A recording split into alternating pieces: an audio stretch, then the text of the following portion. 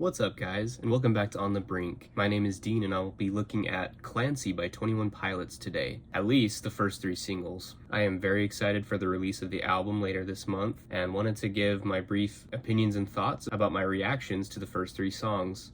Clancy, according to the band, is the final chapter in the Dima storyline, which culminates over several albums. Officially, the Dima storyline begins with Vessel, then Blurry Face, then Trench, Scaled and Icy, and finally, Clancy.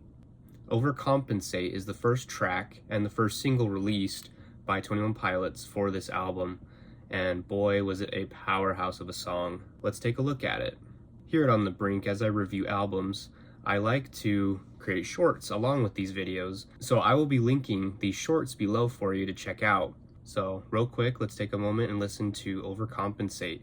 I'll be giving some thoughts as I listen, and I'll do a little more after the song. And we'll also be taking a look at the music videos. Clancy will be having a music video for every song on this album, so there's a lot of content that we'll get to digest. I'm very excited. The slow piano build up on Overcompensate is really nice. Tyler's a master at piano.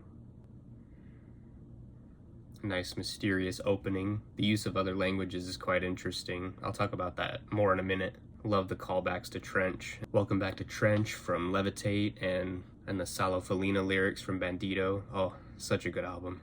Gives me chills. I love how from time to time this song just like screams with a powerhouse of sound, truly blessing our ear holes. His declaration of I am Clancy is quite a big deal. Something I love about 21 Pilots songs is they have such a stark tone shift, but it works so well with the song. Listening to Overcompensate is a delightful experience. It's got such a good sound. 21 Pilots utilize Paul Meany quite a bit from the band Mute Math to make their music sound very sonically pleasing, if that makes sense. It's like a 3D audio. So when you listen to it with headphones or in the car, it sounds incredible, like you're transported to a whole nother world. And I love that this song is a very strong statement of how Clancy's feeling, extremely confident, which is something that was a bit of a contrast to the end of Scaled and Icy, where you feel a little bit like Clancy's gonna give up. He's not doing so hot, he's in a bad headspace. Let's take a look at the lyrics. At the beginning, there's some German lyrics and some French and even some Spanish. I will not attempt to say these lyrics, but I'll put them up on the screen and I'll tell you what they mean.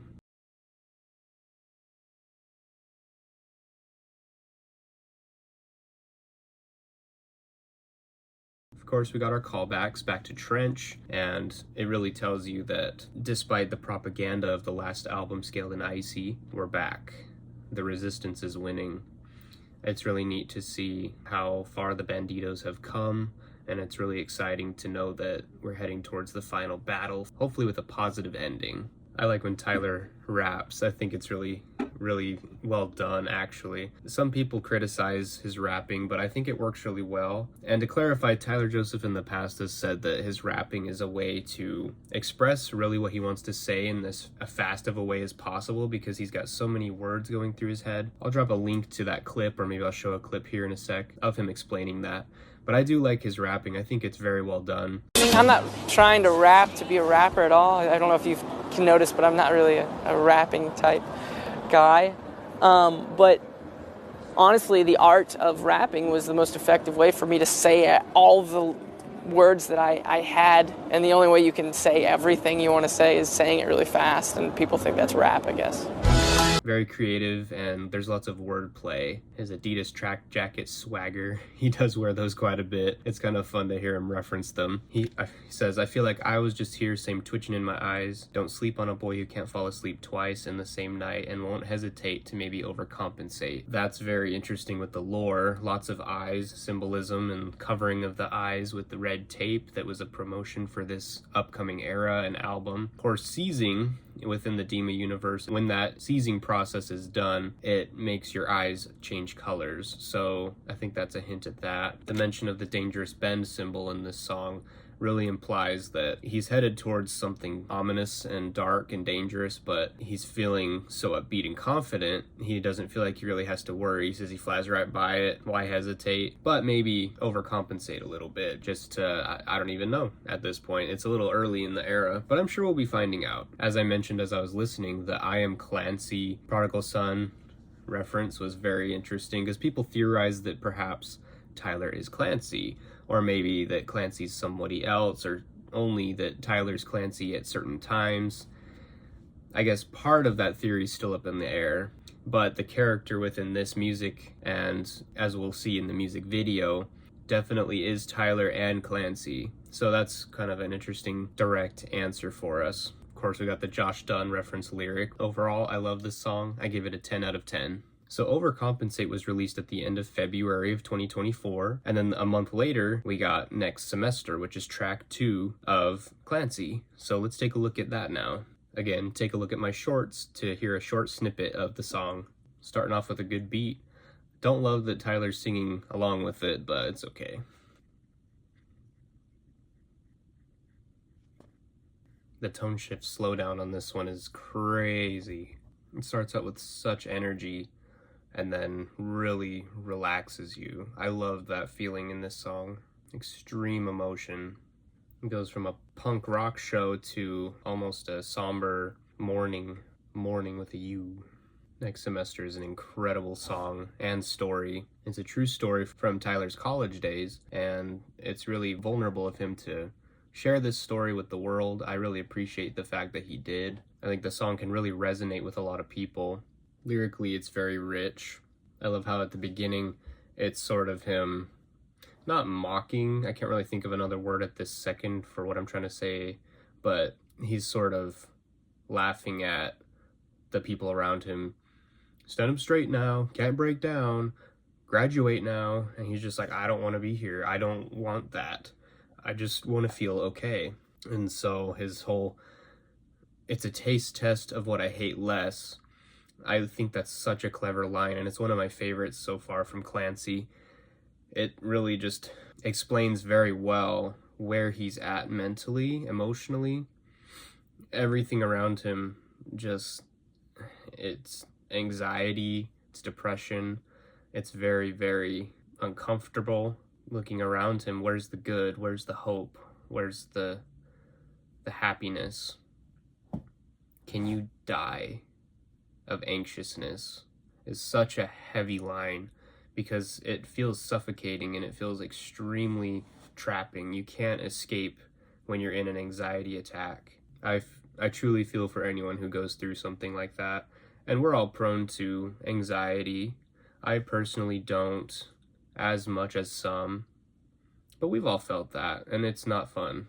When he delves into the story of his past where he's in the street, it's such a neat, like, whoosh of a sound. And I love that his first description is just of the memories. He remembers what he's wearing. It's so stark. It's so bright and alive in his mind still because it meant so much to him, that whole experience. He remembers what he's wearing. He remembers the yellow dashes in the street and the lights. He prayed that those lights would take him home. And then he hears, "Hey kid, get out of the road." It's such an interesting experience. Why is he in the road? What led him to that point? Do we want to know? Is Tyler ever going to be open enough to let us be privy to that? Probably not, and he really shouldn't. But it's important to take away the lesson that anyone can get to that point, and we need to take care of ourselves, we need to take care of those around us. And I, for one, truly am grateful for the person in the car who, instead of just simply driving away or, heaven forbid, not paying attention and hitting Tyler, took the time and said, "Hey, what are you doing? Get out of the road. Shape up. Stand up straight now." I think that's really powerful. Personally, I like to speculate and make connections to other of the 21 Pilots content. The description, remembering what he's wearing, remembering the yellow, certain little details like that. It sort of makes me think of the jumpsuit music video. He's definitely wearing a jumpsuit. It's very clear detail, as well as the yellow confetti, the yellow flowers, I should say. There are so many little pieces of the details of the story that make me think that perhaps jumpsuit is somewhat of a metaphor of this story as well, being that there's the flaming car. There are all kinds of spiritual figures such as the bishop, Nico, who could represent death, and also his anxiety and depression, which is confirmed, but also his pal Josh, sometimes has been referred to as the torchbearer within this lore, which sort of makes him act like a omniscient being or like a god from what people have theorized. And I think I believe in that theory because he's in so many different settings with no real explanation. He doesn't say anything. He's just there as the support for Tyler, drumming away. But that was just a cool thought that came through my mind. I like to think of Jumpsuit along with Next Semester. It's a really important message that we can always start fresh and start anew, and if anyone is struggling, there's a way, there's always hope. Next Semester overall is fantastic because of its replay quality. I do give it a 9 out of 10, but I absolutely respect this song, and it's a 10 in my eyes. In April of 2024, we got Backslide. Let's listen to it. Ooh, I love it already from the start. His transition from Next Semester with the I don't want to be here to I don't wanna.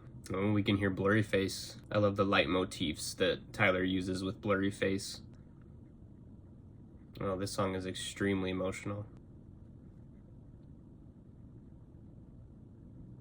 There's sort of a duality with this song. It's like Tyler / Clancy and Blurry Face are talking directly to each other, and I love that. At about 3 minutes long, that song always feels like it is 30 seconds. It is so quick. Backslide, third track on Clancy, excellent. I love it. Let's take a look and dissect the lyrics.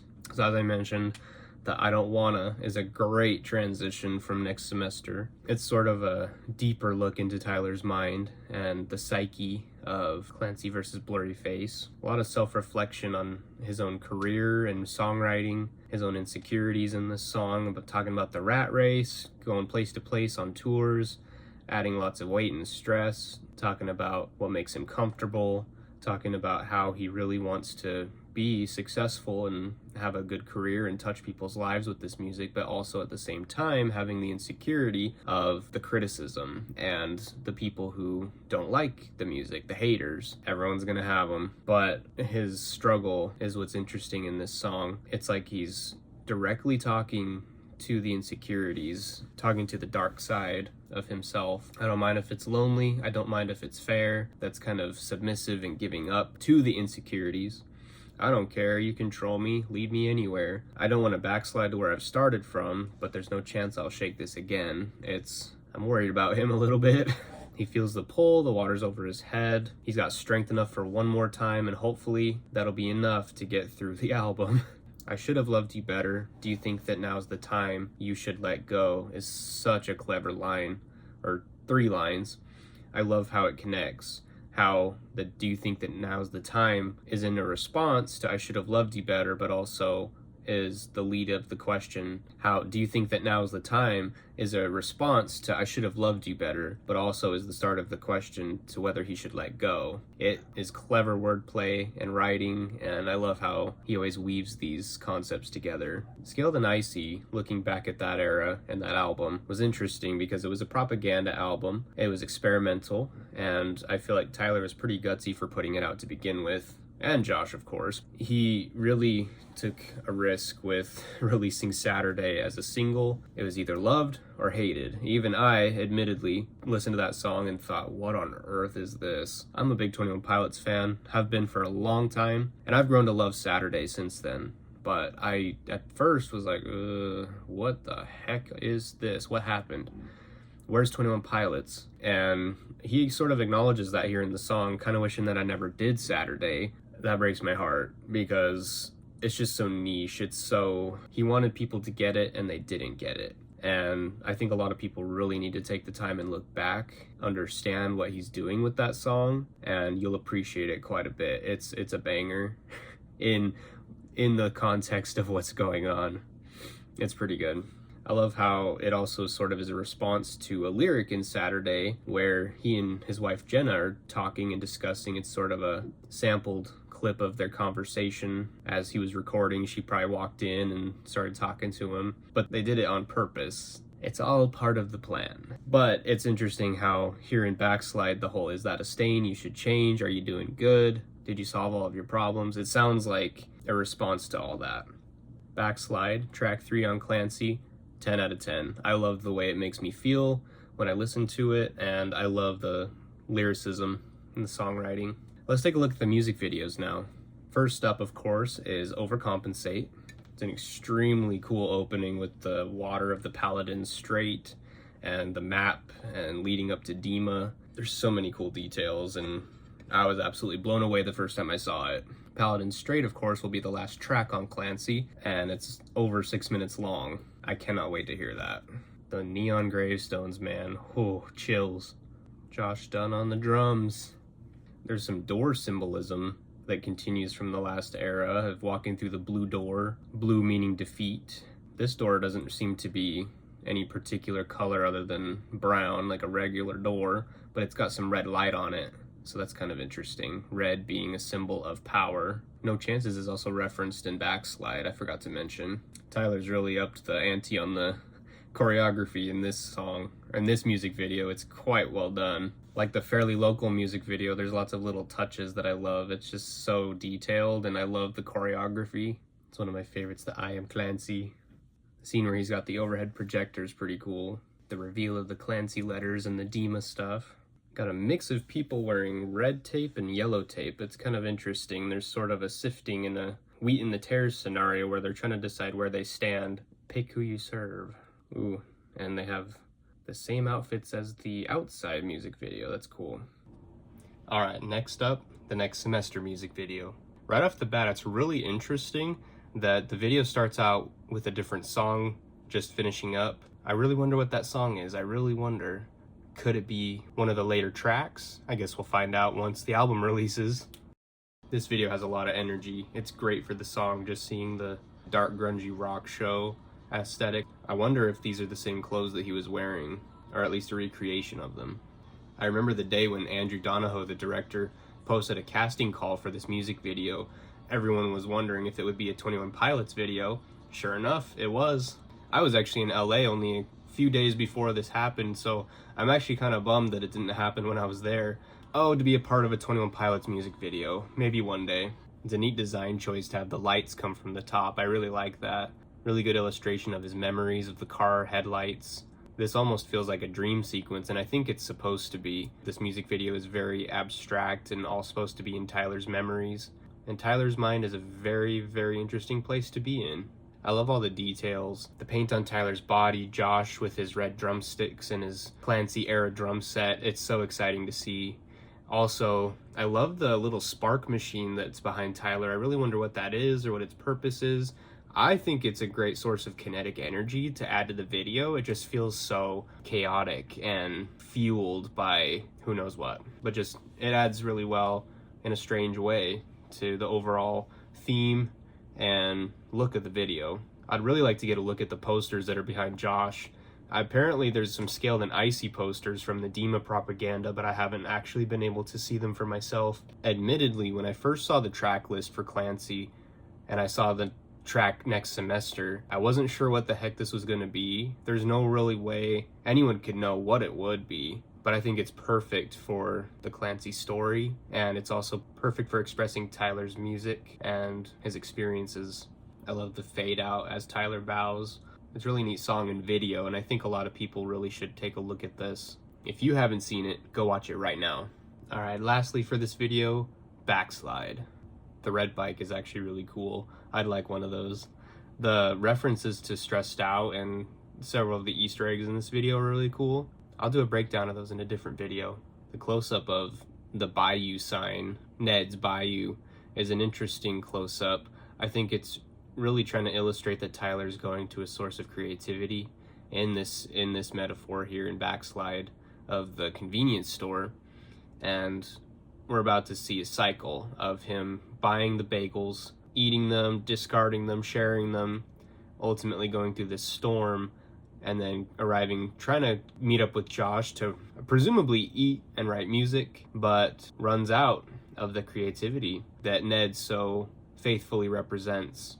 So he goes back, stops right in front of the Dangerous Ben symbol that's on the trash can, and re-enters to go buy some more bagels. A never-ending cycle, and I think that's really interesting that they'd make a video out of that topic. It's got to be maddening being an award-winning musician that feels like he has to constantly perform and do well. That's a lot of pressure, and I give him all the props in the world and the support Tyler Joseph is a genius and he is a perfectionist, so his openness and his vulnerability to share this aspect of the creativity and the harder sides of writing music, the less glamorous sides, it's interesting, and I love being able to take a peek into that world. The track jacket and the Clancy stole is such a neat look. I really hope that there's going to be Clancy stoles available here in the near future. The attention to detail in this video is actually so crazy. The zoom ins on the trees as Tyler's about to go through the storm. It's a fear of the unknown in the trees. Obviously, it's a callback to one of his most popular songs that they always end each show with. I love that it sort of weaves back and forth between the dark and the light as he pulls up to what appears to be a younger version of himself selling lemonade. It's kind of interesting how it shows his thought processes have changed in regards to creativity. The lemonade given for 75 cents or one of Ned's buns, I would think is sort of a representation of how easily creativity and having a creative mind as a child is a little more accessible. But as you grow up and become an adult, it becomes a little harder at times to feel original and have confidence in your creativity. The confidence in Overcompensate seems to be dwindling here in Backslide, and how interesting of a contrast that we've gone from Overcompensate to Next Semester to Backslide, and each song is so starkly different. I can't even begin to predict where this album is going to go. His drowning in logistics is really interesting. It's unclear what he's even fully doing. We know he's teaching the citizens of Dima at this point and trying to reach the finish line through the Paladin Strait, according to one of his letters. But they still have yet to illustrate what a lot of that looks like. And boy, I'm so excited to see what's upcoming in Midwest Indigo and the Craving. We have a lot to look forward to. There's a lot of songs coming up. There's such desperation in this song, and it's very heartfelt, it tugs on the heartstrings a bit. You feel for him. This video, of course, was an unconventional director, Josh Dunn himself. So props to Josh, good job. We all love the video. Hopefully those burgers turned out well. Alright guys, those were the first 3 singles from Clancy. I had a really fun time revisiting these. Saying revisit as if it's been so long. I have actually been watching these almost daily. We are obsessed with 21 Pilots, and my toddler is too. He loves these videos and plays them non-stop.